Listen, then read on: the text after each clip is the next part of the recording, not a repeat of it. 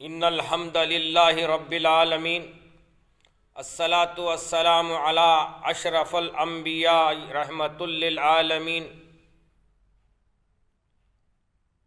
اعوذ باللہ من الشیطان الرجیم بسم اللہ الرحمن الرحیم وقال اللہ تبارک و تعالی فی القرآن المجید وفرقان الحمید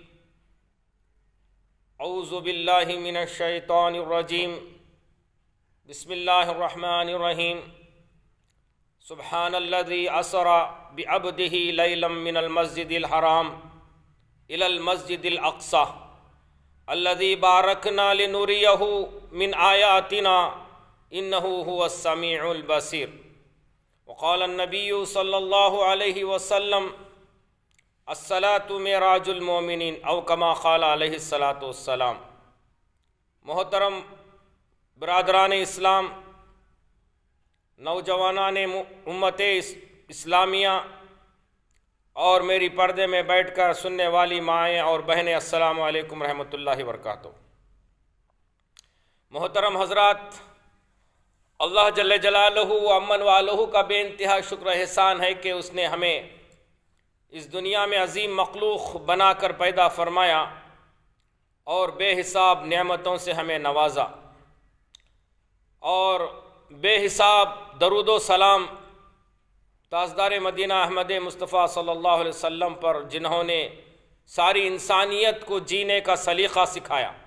محترم حضرات، اسلام کے اندر جو ہے 4 مہینے بہت بڑے محترم برکت والے مہینے کہلائے جاتے ہیں، جیسے شوال، ذی القعدہ، ذی الحجہ، اور اس میں رجب بھی ایک مہینہ شامل ہے۔ میرے محترم دوستو، ہمارے سامنے رجب کا مہینہ گزرتا چلا جا رہا ہے۔ آج 27ویں شب ہے۔ آج کا دن جو ہے اللہ کے رسول صلی اللہ علیہ وسلم کو اللہ تبارک و تعالیٰ نے اپنے پاس بلا کر 3 تحفہ جات سے نوازا تھا۔ اسی کے تعلق سے میں آپ حضرات کے سامنے چھوٹے چند باتیں گوش و گوار کرنے کی غرض سے حاضر ہوا ہوں۔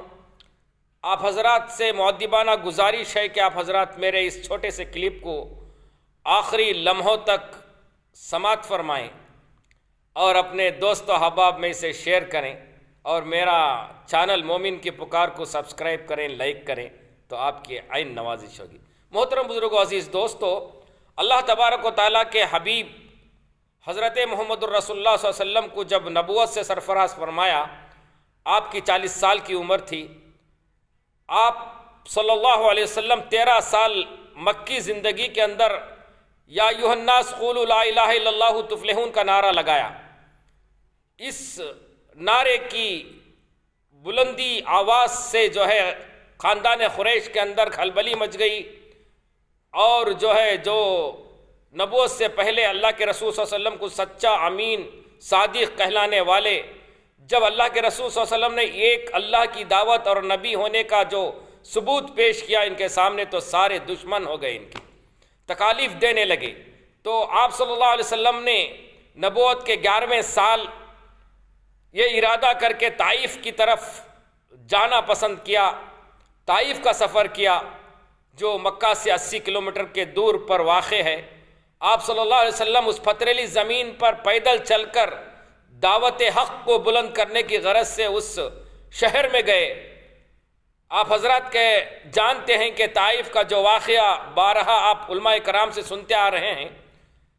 جب آپ طائف پہنچے تو آپ کا ویلکم کیا گیا، سواگت کیا گیا، لیکن جب بادشاہ تک یہ بات پہنچی تو وہاں کے بادشاہوں نے حضرت حضور اکرم صلی اللہ علیہ وسلم کو طرح طرح کی تکالیف دی، گالی گلوچ سے نوازا گیا، حتیٰ کہ گلیوں کے شریر بچوں کو ان کے ساتھ لگایا گیا اور پتھر کی بوچھار بھی کی گئی۔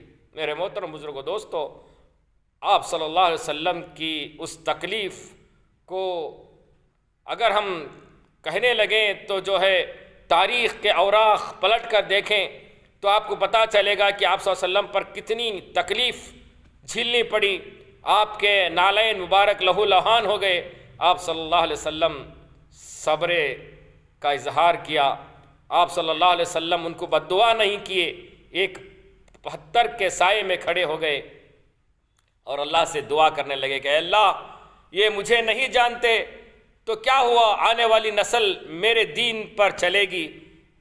آپ کی اس صدا پر جو ہے اللہ کے فرشتے نازل ہوئے، اس میں اسرافیل بھی تھے، میکائیل بھی تھے، جبرائیل علیہ السلام بھی تھے، تمام بڑے بڑے فرشتے حاضر ہوئے کہ یا ربی اللہ اگر آپ کہیں تو ہمیں دونوں طائف کے پہاڑوں کو ملا کر ان لوگوں کو جو ہے نیست و نابود کر دیں گے۔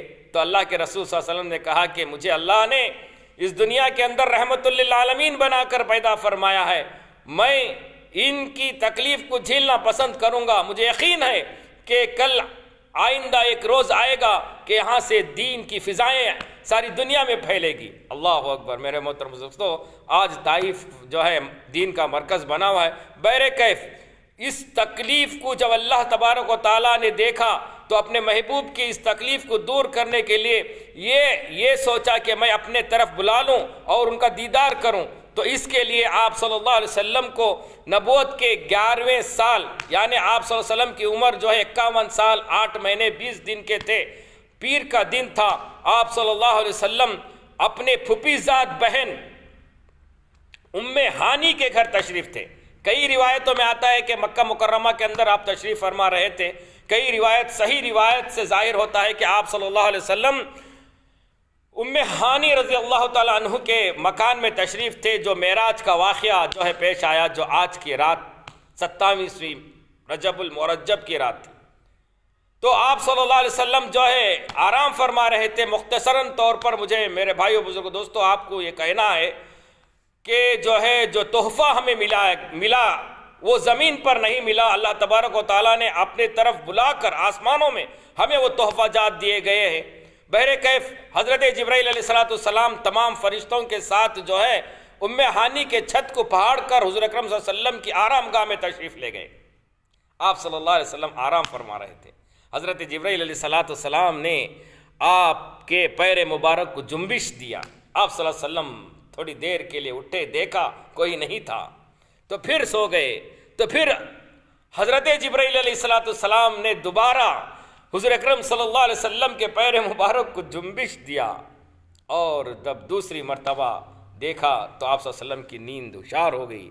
آپ صلی اللہ علیہ وسلم کو سلام کیا اور فرمایا جبرائیل علیہ السلام نے حضور اکرم صلی اللہ علیہ وسلم کو، اے اللہ کے رسول، اللہ آپ کا دیدار کرنا چاہتا ہے، آپ کو جو ہے آسمانوں پر بلایا گیا ہے۔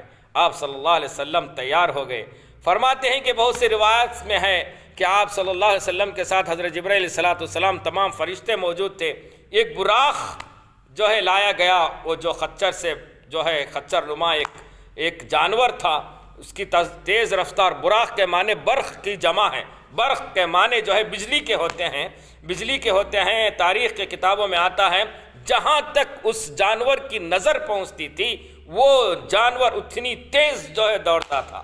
تو آپ صلی اللہ علیہ وسلم مختصراً طور پر میرے محترم دوستو، آپ صلی اللہ علیہ وسلم کو جب اس براق پر بٹھایا گیا تو وہ براق بدکنے لگی، تو آپ صلی اللہ علیہ وسلم کے ساتھ جو جبرائیل علیہ السلام تھے تو انہوں نے اس براق کے کان میں کہا کہ اے براق، آج تیری پشت پر کون سوار ہے تم جانتے ہو؟ جس کے صدقے میں اس دنیا کو پیدا فرمایا اللہ تبارک و تعالیٰ نے، جس کے صدقے میں چاند اور سورج کو اللہ تبارک و تعالیٰ نے بنایا، آسمان کو بنایا، زمین کو بنایا، سمندر کو بنایا، ساری دنیا کے نظام کو جس کی پیدائش کے مقصد کے لیے بنایا گیا ہے، وہ سردار، نبیوں کا سردار، ساری انسانوں کا سردار، ساری مخلوق کا سردار، وہ جو آخری نبی محمد الرسول اللہ صلی اللہ علیہ وسلم تیرے پشت پر ہے۔ اتنا کہنا تھا کہ وہ براق تھم گئی۔ کتابوں میں آتا ہے کہ میرے محترم بزرگوں دوستو، آپ صلی اللہ علیہ وسلم کو لے کر براق جو ہے اور سارے فرشتے ان کے ساتھ جو ہے پہلے نکلے، تو آپ صلی اللہ علیہ وسلم کو ایک مقام پر لے گیا جہاں پر ایک کھجوروں کا باغ تھا۔ آپ صلی اللہ علیہ وسلم کو کہا گیا کہ اتریے اور یہاں پر 2 رکعت نماز پڑھیے۔ مختصراً طور پر میرے محترم بزرگوں دوستو، 2 رکعت نماز پڑھنے کے بعد حضرت محمد الرسول اللہ صلی اللہ علیہ وسلم نے حضرت جبرائیل علیہ السلام سے پوچھا کہ یہ کون سا مقام ہے، کون سی جگہ ہے؟ تو حضرت جبرائیل علیہ السلام نے کہا کہ اس کا نام اسرب ہے، اسرب، یعنی مدینہ منورہ ہے، یہاں پر تم کو جو ہے ہجرت کرنا ہے، ہجرت کر کے یہاں پہ آنا ہے۔ اس کے بعد جو ہے آپ صلی اللہ علیہ وسلم کو کئی مقامات پر نماز پڑھنے کے لیے کہا گیا، اور جو ہے اس جگہ کے مقامات کی پوچھ تاچھ کی گئی، سوالات کیے گئے۔ کوئی جگہ جو حضرت عیسیٰ علیہ السلام کی پیدائش کی جگہ تھی، کوئی جگہ حضرت موسیٰ علیہ السلام سے نجات ہونے کی وہ جگہ تھی، اور کئی جگہ تھے۔ اس کے بعد آپ صلی اللہ علیہ وسلم کو جو ہے بیت المقدس میں لے گئے، اور جہاں پر تمام انبیاء علیہ السلام موجود تھے، بیت المقدس کے اندر لے گئے۔ آپ صلی اللہ علیہ وسلم کو براق سے نیچے اتارا گیا۔ حضرت جبرائیل علیہ السلام نے دیکھا کہ کہیں براق کو باندھنے کی جگہ ہے، کہیں نظر نہیں آئی۔ کتابوں کی تاریخ کی کتابوں میں لکھا ہے کہ حضرت جبرائیل علیہ السلام نے بیت المقدس کی دیوار پر ایک سائیڈ پر جو ہے ایک انگلی کو جو ہے آپ نے جو ہے اس کے اندر انگلی سے سوراخ کیا، اور اس پر جو ہے براق کو باندھ دیا، اور اللہ کے رسول صلی اللہ علیہ وسلم سے کہا کہ 2 رکعت تحت مسجد کی نماز ادا کیجئے۔ اس کے بعد جو ہے وہاں پر حضرت آدم علیہ السلام سے لے کر حضرت عیسیٰ علیہ السلام تک جتنے انبیاء علیہ السلام تھے وہ سارے کے سارے موجود تھے۔ حضرت نوح علیہ السلام تھے، حضرت شیش علیہ السلام تھے، حضرت ادریس علیہ السلام تھے، حضرت یوسف علیہ السلام تھے، حضرت ابراہیم علیہ السلام تھے، حتیٰ کہ تمام انبیاء علیہ السلام اس منتظر میں تھے کہ آج ہمیں جو ہے امامت کا موقع ملے گا۔ حضرت اسرائیل علیہ السلام، حضرت میکائیل علیہ السلام نے اذان فرمائی، اس کے بعد اقامت ہوئی۔ اس کے بعد جو ہے اللہ کے اس فرشتوں کے سردار حضرت جبرائیل علیہ السلام نے حضور اکرم صلی اللہ علیہ وسلم کا ہاتھ پکڑ کر امامت کے لیے کھڑا کیا اور کہا کہ اے محمد صلی اللہ علیہ وسلم، آپ نبیوں کے سردار ہیں، ساری کائنات تمہارے عوض اللہ نے بنائی گئی ہے، آج تم کو امامت کرنا ہے۔ اللہ اکبر میرے بھائیو بزرگو دوستو، آپ نے وہاں پر جو ہے نماز پڑھائی گئی۔ اس کے بعد آپ صلی اللہ علیہ وسلم کو آسمانوں کا سفر کیا گیا۔ فرماتے ہیں کتابوں میں آتا ہے کہ جب پہلی آسمان پر پہنچے تو دروازہ کھٹکھٹایا گیا، حضرت جبرائیل علیہ السلام سے پوچھا گیا کہ کون ہے؟ حضرت جبرائیل علیہ السلام نے کہا کہ حضرت میں جبرائیل ہوں، اور پوچھا گیا کہ تمہارے ساتھ اور کون ہے؟ حضرت جبرائیل علیہ السلام نے کہا کہ میرے ساتھ آخری نبی محمد الرسول اللہ صلی اللہ علیہ وسلم ہیں۔ فرمایا کہ تم خود آئے ہو یا بلائے گئے ہو؟ تو آپ صلی اللہ علیہ وسلم نے فرمایا، حضرت جبرائیل علیہ السلام نے فرمایا نہیں، بلائے گئے ہیں۔ تو دروازہ کھولا گیا۔ فرماتے ہیں کہ کتابوں میں آتا ہے کہ کھولنے والوں کا نام جو ہے، دروازے کے داروغے کا نام حضرت اسماعیل تھا، اور انہوں نے جو وہاں پر سلام فرمایا، اور سب سے پہلے وہاں پہلے آسمان پر جو ہے حضرت آدم علیہ السلام سے ملاقات ہوئی۔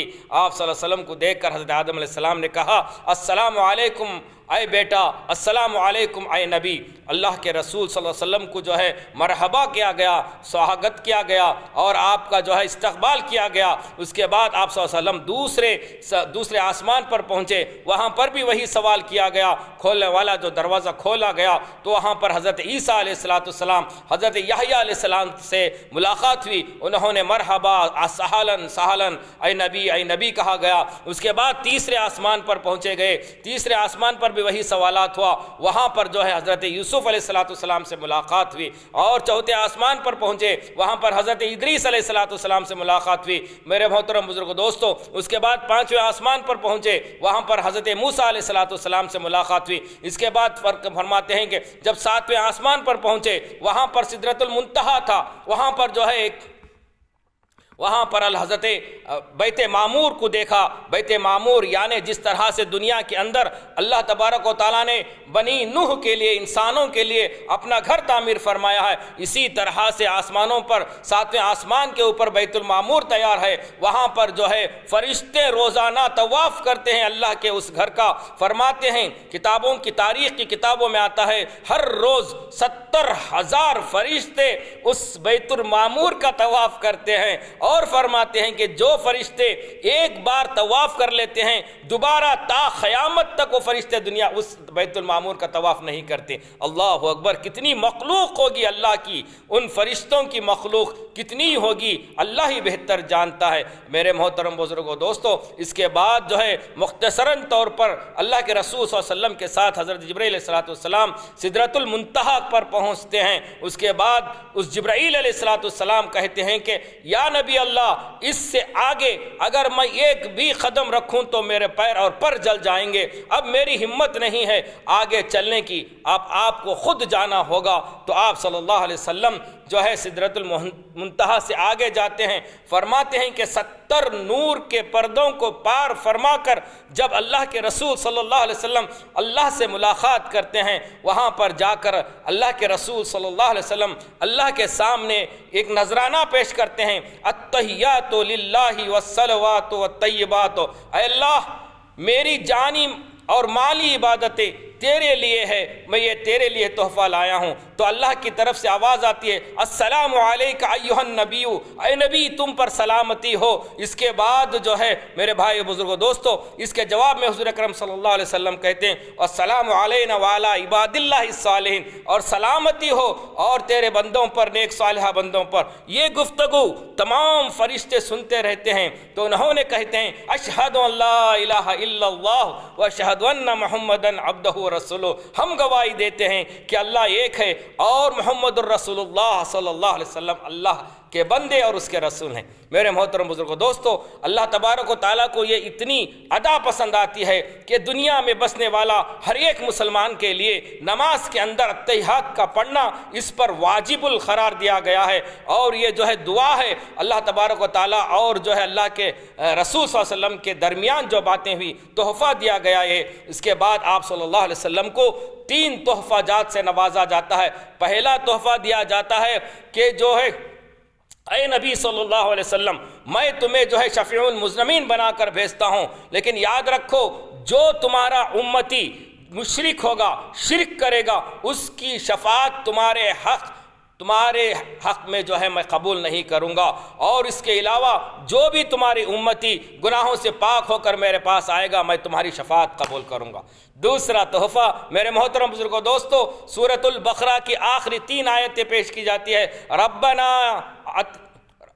ربنا لا تؤاخذنا ان نسینا او اخطانا ربنا ولا تحملنا ما لا طاقة لنا به واعف عنا واغفر لنا وارحمنا انت مولانا فانصرنا على القوم الكافرین۔ یہ سورۃ البقرہ کی 3 آیتیں اللہ کے رسول صلی اللہ علیہ وسلم کو اپنے خزانے سے تحفتاً پیش کی جاتی ہے، اور اس کے بعد میرے محترم بزرگوں دوستو 50 وقت کی نمازیں حضور اکرم صلی اللہ علیہ وسلم کو پیش کی جاتی ہے۔ آپ صلی اللہ علیہ وسلم بار بار اللہ کے دربار میں جاتے ہیں اور اس میں ترمیم کر کے 5 وقت کی نماز کو لے کر آپ صلی اللہ علیہ وسلم پھر سے جو ہے اللہ کے اس تحفہ جات کو لے کر جو ہے اپنے گھر تشریف لے آتے ہیں۔ صبح تک آپ صلی اللہ علیہ وسلم مکۃ المکرمہ میں جو ہے تشریف لاتے ہیں، اور اس کے بعد سب سے پہلے حضرت ابوبکر صدیق رضی اللہ تعالیٰ عنہ کو یہ جو واقعہ پیش آیا اپنے سامنے تو وہ پیش اور سناتے ہیں، تو آپ صلی اللہ علیہ وسلم کی اس بات کو تصدیق کرتے ہوئے حضرت ابوبکر صدیق رضی اللہ تعالیٰ عنہ نے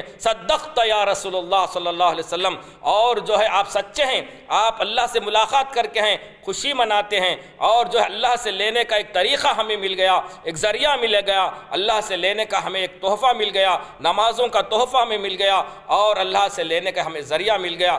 یہ دیکھ کر پورے تمام صحابہ جو ہے خوشی سے لبریز ہو جاتے ہیں۔ اس کے علاوہ میرے محترم بزرگوں دوستو، اور دوسری تاریخ کو منانا، شب معراج کے نام پر مسجدوں کو سجانا اور قبرستان کو لائٹنگ سے سجانا اور جو ہے نوافل کا پڑھنا، کوئی اس کا مقام اسلام میں نہیں ہے، اسلام اس کی کوئی اجازت نہیں دیتا۔ بس ایک واقعہ اللہ تبارک و تعالیٰ نے اپنے نبی کے اس تکلیف کو دیکھ کر اپنے پاس بلا کر امت کے لیے ایک تحفہ دیا، اور یہ امت اس تحفے کو لے کر دنیا کے اندر اخروی زندگی کے اندر، اور اگر اسے پابندی کے ساتھ جو ہے پڑھے گا، اپنے گناہوں کی معافی کرے گا اور دنیا سے رحلت فرما کر اللہ کے نزدیک حاضر ہوگا، تو اللہ تبارک و تعالیٰ اسے جو ہے سرخ روح کرے گا اور جنت کے بالا خانوں میں اس کا مقام ہوگا۔ میرے محترم بزرگوں دوستو، جو میں نے احادیث پڑھی، الصلاۃ معراج المومنین، نماز جو ہے مومن کی معراج ہے، یعنی اللہ تبارک و تعالیٰ حضور اکرم صلی اللہ علیہ وسلم کو بلا کر تحفہ دیا گیا ہے۔ میرے محترم بزرگوں دوستو، ایک حدیث کا مفہوم ہے کہ اللہ کے رسول صلی اللہ علیہ وسلم نے فرمایا، جو بندہ 5 وقت کی نماز پڑھے گا، اللہ تبارک و تعالیٰ دنیا کے اندر اسے 5 انعامات عطا فرمائیں گے۔ پہلا، اس کے رزق کی تنگی ہٹا دی جائے گی، دوسرا عذاب قبر ہٹا دیا جائے گا، تیسرا نام اعمال جو ہے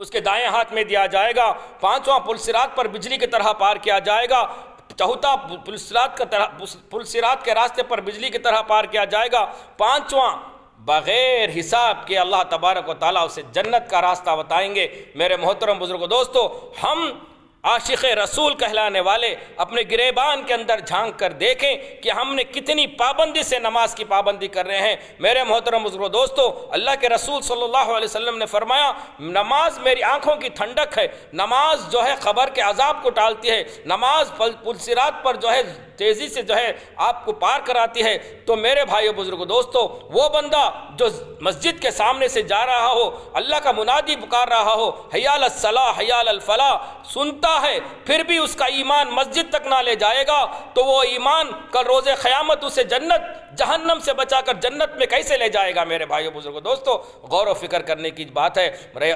ماہ رجب کا یہ مہینہ ہمارے لیے برکتوں والا مہینہ صحیح ہے۔ اللہ کے رسول صلی اللہ علیہ وسلم ہر وقت یہ دعا کرتے تھے، اللہم بارک لنا فی رجب و شعبان وبلغنا رمضان۔ یہ رمضان کی تیاری کا مہینہ ہے۔ اللہ کے رسول صلی اللہ علیہ وسلم نے فرما کرتے تھے، اے اللہ شعبان اور رجب کے مہینے میں برکتیں عطا فرما، اور ہمارے لیے رمضان کا مہینہ جو ہے آسانی سے مجھے ہم کو ملا دے۔ یہ دعا کرتے تھے۔ میرے بھائیو بزرگو دوستو، آج امت خرافات میں بڑھ گئی، فرقوں میں بڑھ گئی، آج عقیدے کی بنیاد پر لوگوں کو تانا دینے لگی، آج امت کے اندر کئی فرقے ہوئے گئے ہیں۔ آج یہ نماز اللہ کے رسول صلی اللہ علیہ وسلم نے تحفہ لے کر آئے تھے، مسجدوں میں جا کر مرد حضرات کو جو ہے مسجدوں میں جا کر جماعت کے ساتھ پڑھنے کی تاکید فرمائی، اور مستورات کو جو ہے اپنے گھروں کے اندر رہ کر جو ہے نماز کی پابندی کرنے کی تاکید احادیث نبویہ سے ملتی ہے۔ لیکن آج کا یہ فرقہ ایک فرقہ ایسا ہے جو جمعہ کی نماز عورتوں کو نہیں ہے، عورتوں پر جو ہے فرض نہیں ہے، صرف ان کو 5 وقت کی نماز ظہر، فجر، عصر، مغرب، عشاء کی نماز ان پر فرض کی گئی ہے، جمعہ عورتوں پر فرض نہیں ہے۔ لیکن ایک ایسا فرقہ ہے جو عورتوں کو ورغلا کر مسجد میں جمعہ کی نماز کے لیے آنے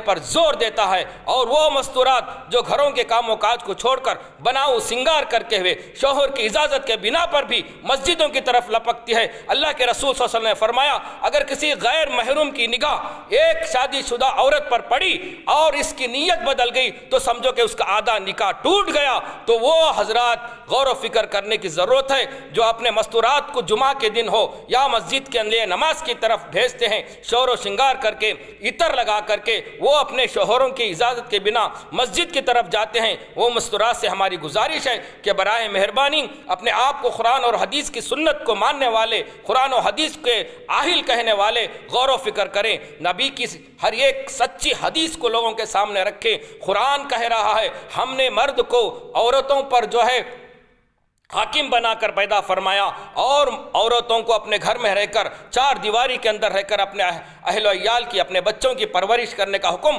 قرآن دیتا ہے، حدیث سے ملتی ہے۔ میرے بھائیو بزرگو دوستو، امت کے اندر فتنہ ڈالنے سے باز آئیں، اور گھروں کو جو ہے اطمینان کے ساتھ گھروں کے اندر اور میاں بیوی کے اندر جو ہے محبت پیدا کرنے کی ترکیب اور قرآن و حدیث کو ان کے سامنے رکھیں، اور فرقہ وارانہ باتوں سے جو ہے باز آنے کی کوشش کریں تو عین نوازش ہوگی۔ میری تمام امت ماؤں سے اور بہنوں سے گزارش ہے، برائے مہربانی صحیح تعلیم حاصل کریں۔ طلب العلم فریضۃ علی کل مسلم و مسلمہ کہا گیا، دین کی تعلیم صحیح حاصل کریں، گھروں میں رہ کر نمازوں کی پابندی کریں، اپنے شوہر کی اطاعت پر زندگی گزاریں، اپنے بچوں کو دینی ماحول میں۔ آج جو ہے ہمارا معاشرہ کس حد تک گندی نالیوں کے کیڑوں کی طرح آج ابھرتا چلا جا رہا ہے۔ ہماری مائیں، ہماری بیٹیاں، ہماری امت کی بیٹیاں آج غیروں کے بستروں کے زینت بنتی چلی جا رہی ہے۔ اس کی وجہ کیا ہے؟ ہمارے گھروں میں دینداری نہیں ہے۔ ہم دین کے نام پر فیشن آوارہ بن کر